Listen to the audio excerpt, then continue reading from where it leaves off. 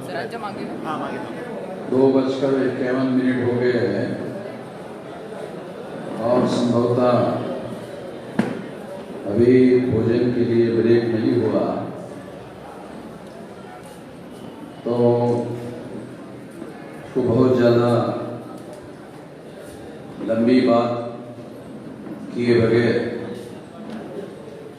कुछ महत्वपूर्ण बातें ही मैं आप लोगों के सामने रखना चाहता हूँ।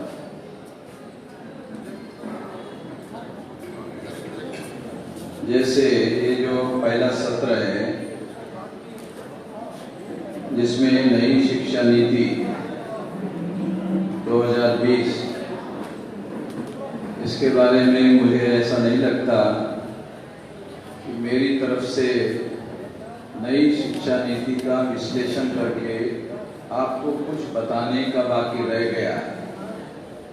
लगभग हमारे राष्ट्रीय स्तर के जो पदाधिकारी है, जो शिक्षा नीति की सारी बातें विश्लेषण करके आप लोगों के सामने रखी, उसका निचोड़ केवल इतना ही है कि इस देश में बहुसंख्यक लोग हम हैं, तो बहुसंख्यक लोगों को इस देश का जो शासक वर्ग है वो अल्पसंख्यक है। नरेंद्र मोदी दिखाने के लिए प्रधानमंत्री है, वो नॉमिनेटेड है। नॉमिनेटेड का मतलब है नामधारी है, तो वास्तविक निर्णय आरएसएस के लोग कर रहे हैं। यदि आरएसएस के लोग नरेंद्र मोदी की नीति से खुश है, नरेंद्र मोदी की नीति से खुश है, ऐसा मीडिया के द्वारा दिखाया जा रहा है कि आरएसएस के लोग नरेंद्र मोदी की नीतियों से खुश है, ऐसा दिखाया जा रहा है। मगर आरएसएस ही देश को चला रहा है, तो आरएसएस के ही विरोध में नाखुशी कैसे बताएगा? मुझे नहीं लगता आप लोगों को समझ में आए, तो मैं कहना चाहता हूँ। आ गया, चलो ठीक है, हमारे लोग थोड़ा ज़्यादा समझदार हो रहे हैं, खुशी की बात है, क्योंकि ये आरएसएस का नरेंद्र मोदी एक सामने रखा हुआ चेहरा है, जो बैकवर्ड क्लास का है, जिसकी संख्या 52% है, उसको सामने रखा गया। पर्दे के पीछे से सारा कारोबार, सारा कुछ आरएसएस वाले चला रहे हैं। ये पहला प्रधानमंत्री है जो प्रेस कॉन्फ्रेंस नहीं लेता है। ये भारत का पहला प्रधानमंत्री है जो प्रेस कॉन्फ्रेंस नहीं लेता है। इसके बारे में कभी आपने नहीं सोचा होगा कि क्यों नहीं लेता? क्योंकि सरकार वो नहीं चला रहा है, सरकार आरएसएस वाला चला रहा है, तो प्रेस कॉन्फ्रेंस में क्या बोलेंगे? मैं समझा रहा हूं, ये जो एक्शन है, इस एक्शन को इंटरप्रीट करके समझा रहा हूं। वो क्या बताएगा? वो सरकार चला ही नहीं रहा है, सरकार चला रहे हैं आरएसएस वाले, और आरएसएस वाले नरेंद्र मोदी से खुश है। क्यों? क्योंकि सरकार आरएसएस वाले ही चला रहा है, तो वो अपने ऊपर खुश नहीं होंगे तो क्या नरेंद्र मोदी पर खुश होंगे? खुद ही चला रहे हैं। अगर फैसले नरेंद्र मोदी ले रहा होता तो उसका जस्टिफिकेशन समझाने के लिए प्रेस कॉन्फ्रेंस लेता, मगर सरकार तो आरएसएस चला रही है, इसलिए सरकार जब आरएसएस चला रही है तो प्रेस कॉन्फ्रेंस नरेंद्र मोदी कैसे ले सकता है? क्योंकि वो सरकार चला नहीं रहा है। और आरएसएस वाले सरकार चला रहे हैं, मगर वो कहना नहीं चाहते कि हम चला रहे हैं। यानी जो इलेक्टेड रिप्रेजेंटेटिव है, उसको संविधान ने सरकार चलाने का अधिकार दिया है। आरएसएस के लोग इलेक्टेड रिप्रेजेंटेटिव नहीं है, उनको सरकार चलाने का अधिकार नहीं है, इसलिए वो खुलकर सरकार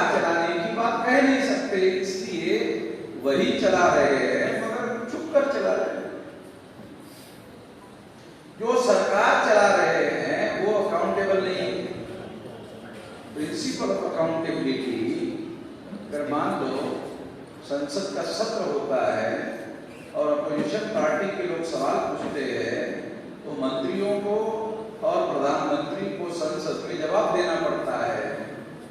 जवाब मंत्रिमंडल के लोग दे रहे हैं और सरकार आरएसएस के लोग चला रहे हैं।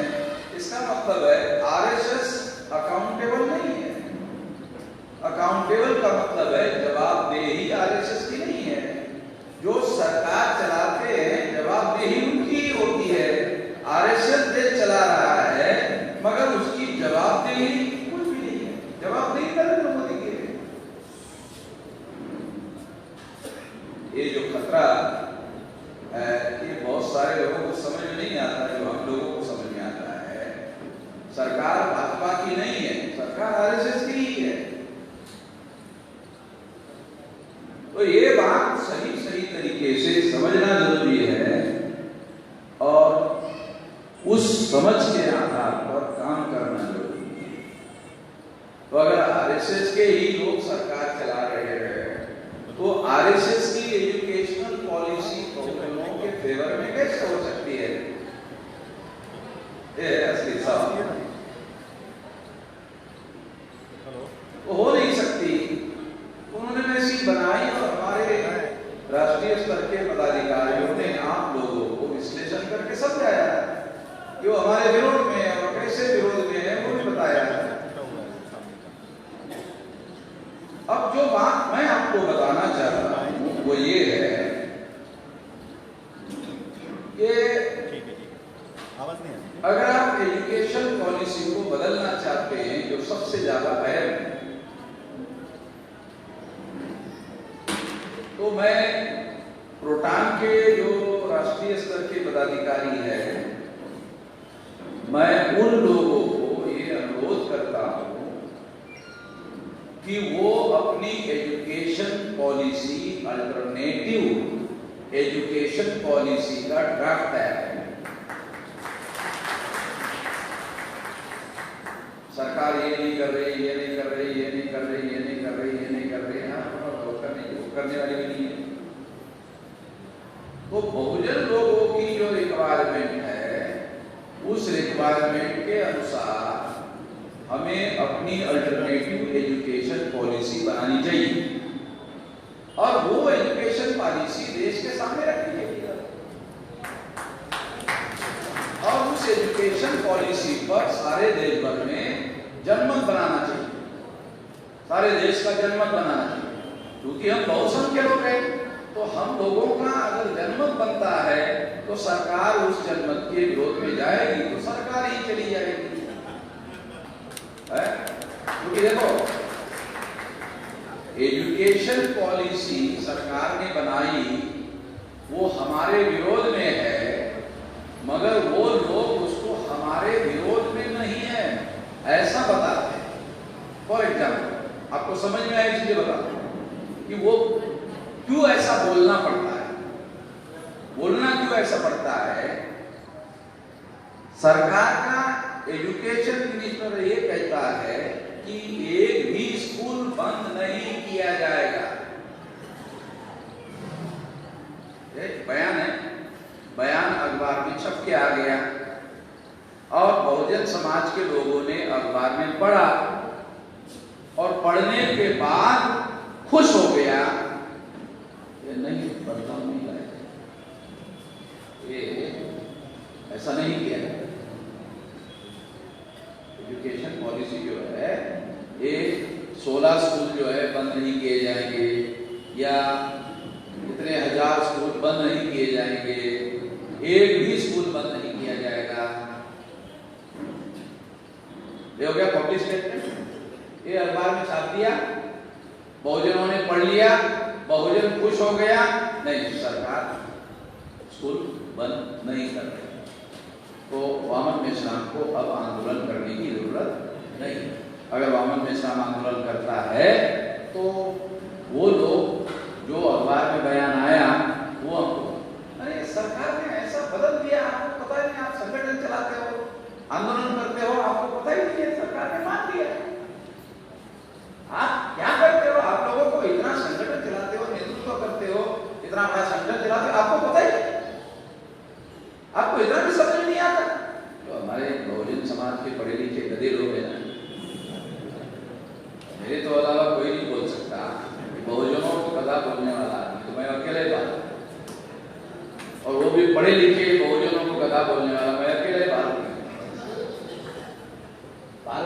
कोई भी आदमी जो बहुजनों के पढ़े लिखे लोग हैं उनको गधा बोलता है, जो ये रिकॉर्ड हो रहा है, ये रिकॉर्ड हो रहा है, सारे देश दुनिया के लोग सुन रहे, केवल यहाँ के बहुजन नहीं सुन रहे, देश दुनिया के लोग सुन रहे कि मैं उनको गधा बोल रहा हूँ। क्यों? क्योंकि जो आरएसएस के लोग हैं वो भाजपा को सामने करके सरकार चला रहे हैं, ये भी उनको समझ में नहीं आ रहा है। ये आरएसएस ही चला रही है, आरएसएस की पॉलिसी हमारे विरोध में है, मगर आरएसएस को बहुसंख्यक लोगों के विरोध में काम खुल्ला कर नहीं सकते। इस दिन ये स्कूल बंद नहीं किया जाएगा, बंद नहीं। अब दूसरा क्या करते हैं सरकार, 16 स्कूल को डिसॉल्व करके 16 स्कूल को एक ही स्कूल बना वो कर रहे, 16 में से 15 स्कूल बंद कर रहे। व्यवहार क्या है कि 16 में से 15 स्कूल बंद कर रहे, मगर बयान क्या नहीं, एक भी नहीं बंद किया जाएगा, बंद नहीं किया जाएगा। क्यों? क्योंकि 16 स्कूल बंद किए जाएंगे ऐसी खबर आते ही दूसरे दिन मामले में साफ बयान दे देता है महाराष्ट्र बंद है। लोगों को भी लगता है बराबर ये महाराष्ट्र बंद करने का बात बराबर। तो इसलिए सरकार क्या करती है, 16 स्कूल बंद करने का, मगर कहीं नहीं बंद करेंगे, क्या कहेंगे, एक भी स्कूल नहीं बंद किया जाएगा, 16 स्कूल का एक ही स्कूल कराएंगे, मगर एक भी बंद नहीं करेंगे, मगर 15 बंद कर दिया। 16 का एक ही रखा ना। ये व्यवहार में हमारे लोगों को समझ में नहीं आता, इसको कहते राजनीति, इसको कहते राजनीति। ये हमारे लोगों को समझ में नहीं आती। जब समझ में नहीं आती तो वो उस दावपेच के शिकार हो जाते हैं। ये दावपेच के शिकार करने के लिए वो इस तरह के बयान देते हैं, मीडिया उनका है, करोड़ों लोगों तक एक ही दिन खबर पहुंचा देते हैं, दिन भर उसकी चर्चा करवाते हैं, यानी सब लोगों तक उनका मैसेज पहुंच जाता है। हमारा मैसेज ज्यादा से ज्यादा यहाँ बैठे हुए जो 2000 लोग हैं उन लोगों तक पहुंचता है, और ये 2000 भी इतने महान है कि हमारी सुनते हैं, अपने पास ही रखते हैं, लोगों को बताते नहीं।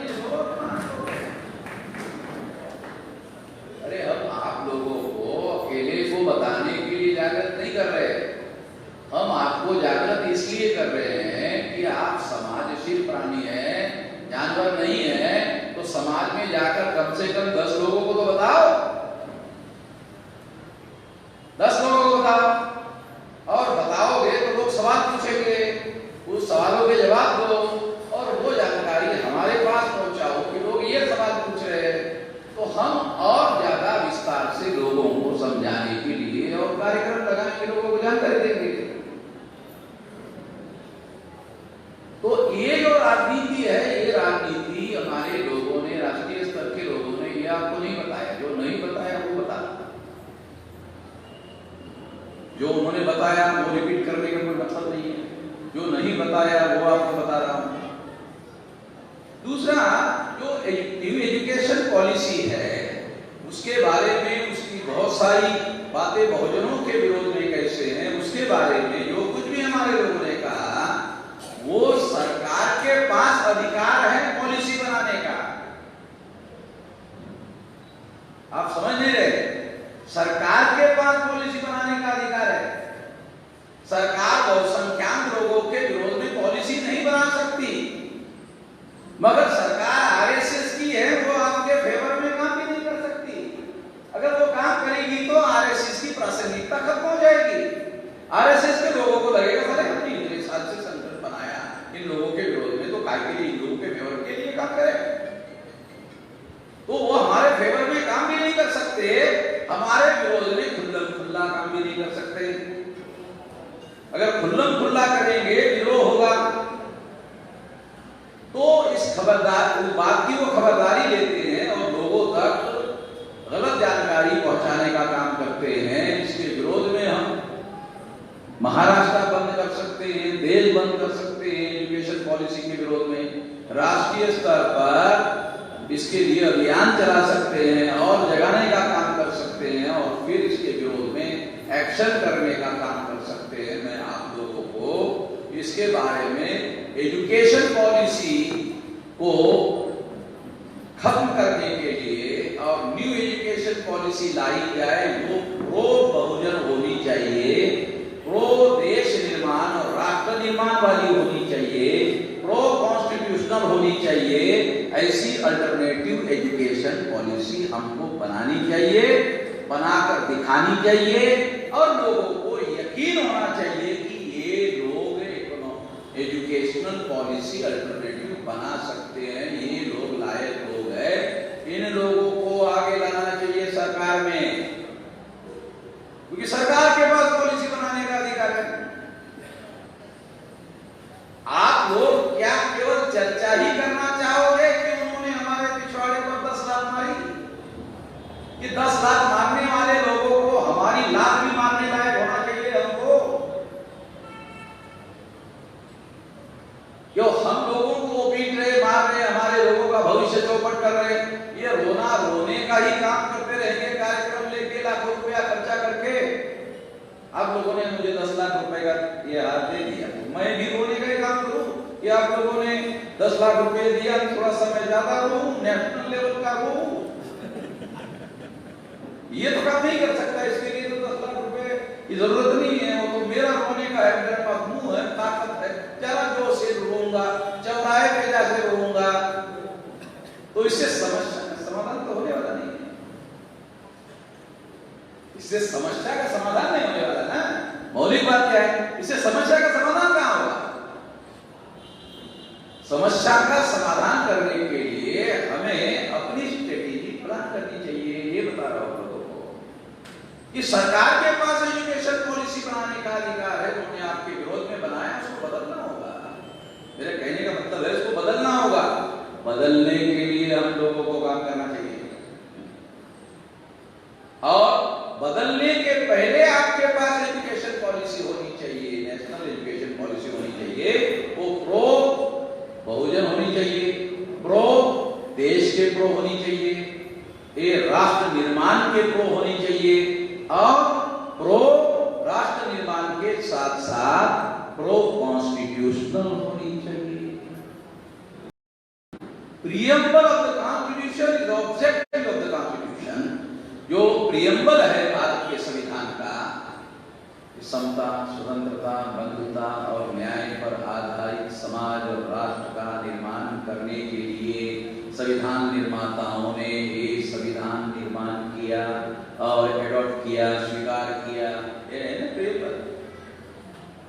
तो आपकी एजुकेशन पॉलिसी वो जो ऑब्जेक्टिव ऑफ द कॉन्स्टिट्यूशन है उसके भी प्रो होनी चाहिए।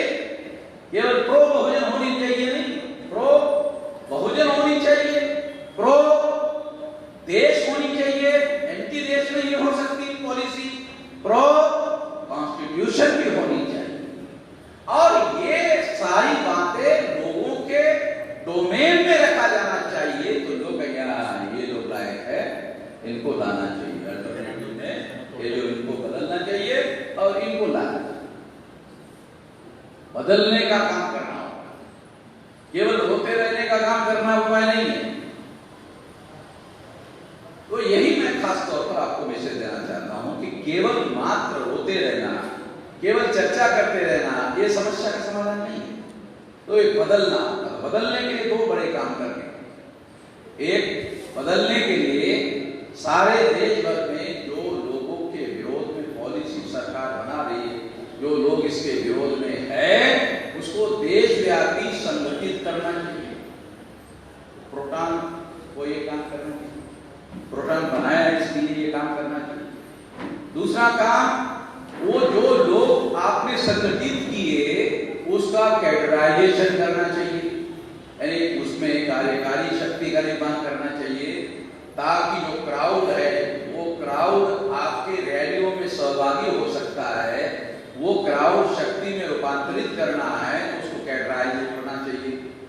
और फिर कैडर को लेकर राष्ट्रीय स्तर का संगठन बनाना चाहिए और इस संगठन शक्ति का उपयोग राष्ट्रीय स्तर का आंदोलन करने के लिए करना चाहिए। तो बदलाव करना है ना, परिवर्तन करना है। रोते रहना उपाय थोड़ी है, परिवर्तन करना है। तो परिवर्तन करने का हमारे पास तरीका होना चाहिए। अगर हमारे पास परिवर्तन करने का कोई तौर तरीका नहीं है तो फिर हम लोग उसके शिकार होते रहेंगे।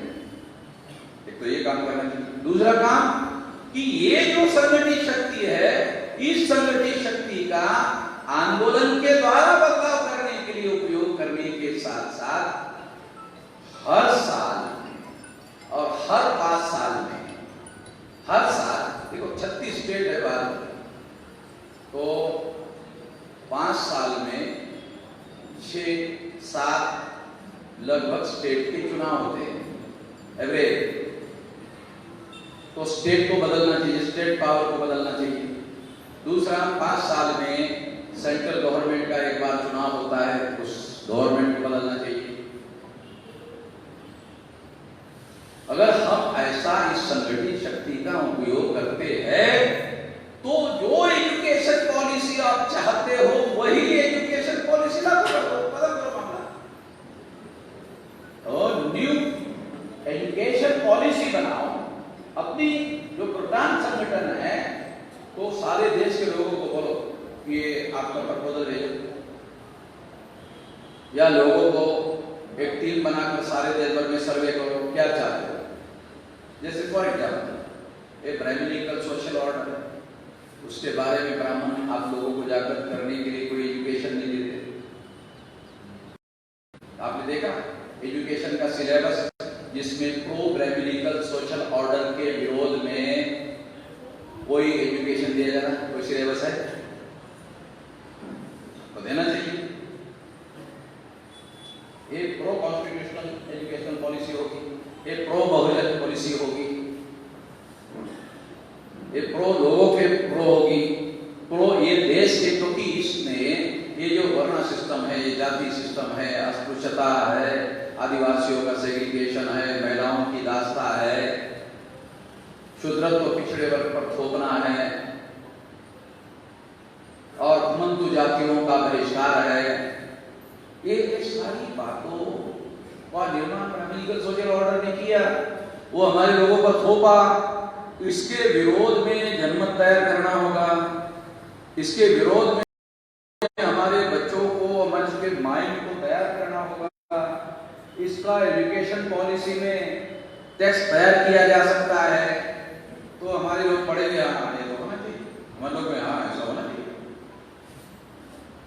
दूसरा, क्योंकि वो एजुकेशन पॉलिसी प्रो बहुजन होगी, प्रो देश होगी, क्योंकि इसी ने देश को गुलाम बनाने के लिए 3.5% ब्राह्मणों को ताकत दिया, और वो ताकतवर ब्राह्मण भारत को गुलाम बनाए रख रहे हैं। अंग्रेज तो चले गए, अगर अंग्रेज विदेशी होने की वजह से चले गए तो ब्राह्मण क्यों है काबिज, वे तो विदेशी है। और हर दिन जो निकलता है उनकी ताकत को ज्यादा से ज्यादा वो मजबूत करने में लगे हुए हैं। रूलिंग पार्टी उनकी है, अपोजिशन पार्टी उनकी है, थर्ड अपोजिशन पार्टी केजरीवाल की, वो भी उनकी है। अभी मैं दिल्ली गया था तो दिल्ली में मैंने केजरीवाल का झंडा देखा, वो झंडा पहली बार देखा, क्योंकि पहले ऐसा कुछ था नहीं है। अभी उन्होंने एक पीले रंग का 75% हिस्सा पीले रंग का रखा, 25% का हिस्सा नीला रखा। मैंने पूछा नीला क्यों, बोले अम्बेडकरवादी लोगों को बता कैसे अम्बेडकरवादी लोग बोले हमारा है, हमारा ओके, मतलब कलर देखते हो। बाबा साहब कहते हैं ये वोट का अधिकार तुमको शासक बनने के लिए दिया, नहीं केजरीवाल को बनाना है, देखिए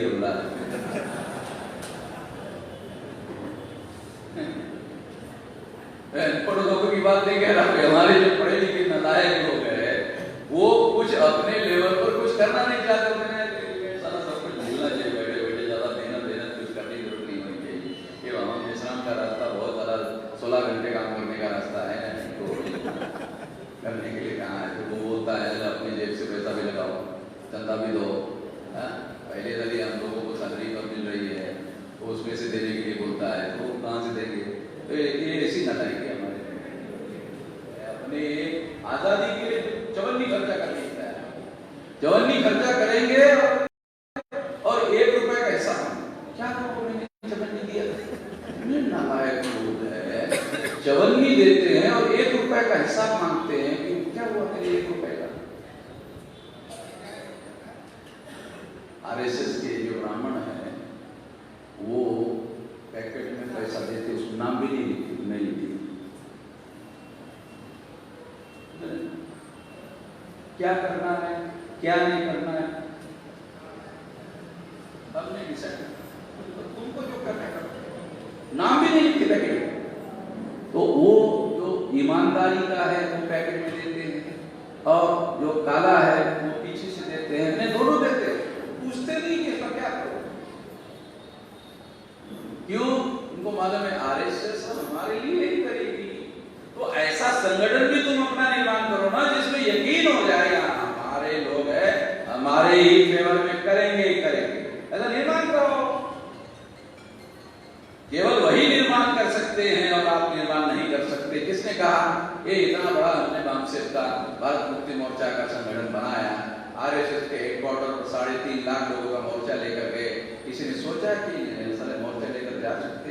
अरे करने की तो छोड़ो, सोचा भी नहीं किसी ने, किसी में दम नहीं है, वहां मन में जरा में केवल दम है। सोचा भी और करके भी दिखाया। और आरएसएस के लोग लॉक लगाकर भाग भी गए। पुलिस वालों ने बताया मुझे, बोले किसको मत बताना, मैं अपने लोगों को तो बोलूंगा। तो मैं आप लोगों को ये बताना चाहता हूं कि हम लोगों को व्यवस्था बदलाव की जो शब्द प्रयोग हम करते हैं उस शब्द प्रयोग का विश्लेषण करके समझा। व्यवस्था परिवर्तन शब्द नहीं है, उसमें बहुत सारी बातें शामिल है। आप लोगों को जानकारी नहीं होगी मगर हमारे दिमाग में तो सारी बातें क्लियर है। बनाने वाले हैं, चलाने वाले हैं, संचालन करने वाले हैं, रिजल्ट निकालने वाले, तो सारी की सारी चीजें हमारे दिमाग में क्लियर है, स्पष्ट है क्या करना है, कैसे करना है, क्यों करना है, किसने करना है, सब कुछ दिमाग में क्लियर है। तब तो कर रहे हैं। अभी 65 साल से भी ज्यादा उम्र हो गई है मगर 1.5 घंटा बोलना है तो ऐसे बोल सकते, ऐसे नहीं ऐसे तो लोग बोलते 58 साल में आदमी रिटायर हो जाता है। मोहम्मद निजाम 65 साल का हो गया, ज्यादा अभी तक रिटायर नहीं हुआ। मैं रिटायर्ड भी नहीं हुआ, टायर्ड भी नहीं हुआ। और 20 साल तक ये सारी ब्राह्मणवादी व्यवस्था का राम नाम सत्य करना है। तो ये करने के लिए रात दिन अभी भी डेली ट्रैवलिंग, रात में कल मैं 9:30 बजे बॉम्बे आया इस स्टेट से रात में, और फिर 12:15 बजे ट्रेन में बैठ के सवेरे यहाँ 7:30 बजे आया। फिर यहाँ रात में ट्रेन गुजरात जाऊंगा, फिर दूसरे दिन सवेरे फ्लाइट में पुणे आऊंगा, फिर पुणे में रात के 12:40 बजे लखनऊ जाऊंगा। तो डेली कर रहा है हमारा आदमी। एक दिन ट्रैवल करने के बाद थोड़ा आराम करना पड़ेगा, थोड़ा बदन बहुत दर्द कर रहा है। देखो मैं ऐसा कर सकता हूँ और दूसरे लोग ऐसा नहीं करते हैं, उसका मौलिक कारण है। वो मौलिक कारण क्या है? जीवन का कोई लक्ष्य होना चाहिए, जीवन का कोई मकसद। अगर आपके जीवन का कोई मकसद नहीं है तो एक दिन ट्रैवल करने के बाद दर्द होगा, और जीवन का कोई मकसद है तो आपको दर्द होगा ही नहीं। वो मकसद खा लेता है दर्द, हाँ, शरीर को मजबूत कर लेता है। मकसद होना चाहिए। मैं आपको एक किस्सा बताता हूँ। बैरिस्टर मोहम्मद अली जीना को, उसको टीबी पेशेंट थे, तो डॉक्टर, उसका जो फैमिली डॉक्टर था, उसने कहा कि अब मेरे कंट्रोल में नहीं आपकी बीमारी, आपको बॉम्बे के सबसे ज़्यादा एक्सपर्ट्स टीबी के पास आपको लेके जाना होगा। लेके गए और उसने टेस्ट किया। टेस्ट करने के बाद फिर टेबल पर बैठे और डॉक्टर ने जीना को पूछा, जीना साहब मैं आपकी बीमारी का टेस्ट किया, आपकी बीमारी इतनी बढ़ गई है, इतनी बढ़ गई है, इतनी बढ़ गई है, इतनी बढ़ गई